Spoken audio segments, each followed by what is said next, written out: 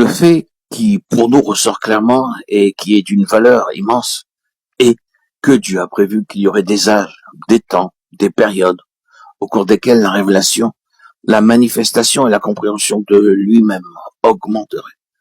Peut-être cela semble spéculatif, mais posons-nous la question.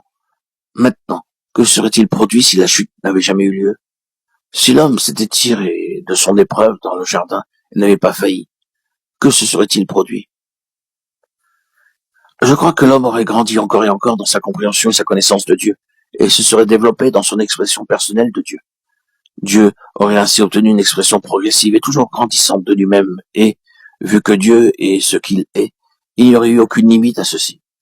Cela aurait pu continuer à travers des âges successifs et avec, en cet univers, des mouvements dans des plénitudes de Dieu toujours plus grandes, plus vastes, infinies. Nous ne sommes pas en train de parler de l'homme individuel, mais de l'homme corporatif. C'est ce que Dieu a comme intention, et c'est ce qui sera. Colmater la brèche, le vide, l'espace qui se trouve dans ce temps, dans ce vide, franchissez tout le fossé qui a été comblé par le plan rédempteur et reprenez l'intention au point où la rédemption est parachevée. Revenez au premier niveau de Dieu, triomphant sur l'ennemi, et prenez les choses à ce point. Qu'allez-vous avoir? Vous aurez une expression progressive et toujours croissante de la plénitude de Dieu manifestée dans les âges, en des cercles toujours plus étendus de la révélation de Dieu. Il n'est pas possible de saisir la plénitude de Dieu, cela prendra l'éternité pour exprimer cela. Toute cette plénitude se trouve en Christ, et notre point présentement est combien cette plénitude est grande, immense, infinie.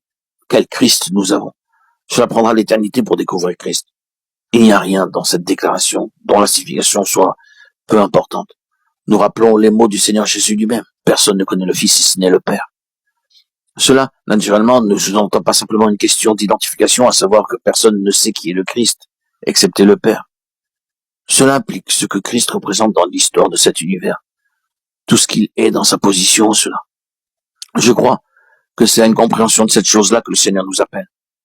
Le Seigneur veut que nous parvenions à une nouvelle compréhension et perception de son Fils Jésus-Christ, et que cette perception soit notre chemin d'avant-garde, notre chemin pour croître, notre chemin vers la plénitude. Ceci, comme nous l'avons dit, est venu à être lié au dessein, au conseil divin concernant l'univers, et l'homme en particulier. Sa signification centrale était en relation avec un type d'être créé, appelé l'homme. Et l'homme est une expression de la pensée divine, une image et une similitude de quelque chose conçu dans la pensée de Dieu. Ce sont les conseils éternels aboutissant au dessein éternel, le conseil de sa volonté. Dieu a eu des pensées. Vous et moi avons des pensées qui correspondent à notre constitution mentale, à notre nature, à notre caractère. Dieu a eu des désirs. Dieu a voulu quelque chose. Et nos volontés nous trahissent toujours. Ce que nous voulons est le dévoilement, la révélation de ce que nous recherchons, de ce que nous voulons exprimer, de ce que nous avons comme intention. Cela est vrai de Dieu. Dieu a voulu quelque chose et cette volonté était Dieu, selon la nature de Dieu, l'essence de la nature de Dieu, de sa disposition, de son intention. Cette volonté de Dieu a été focalisée sur l'homme.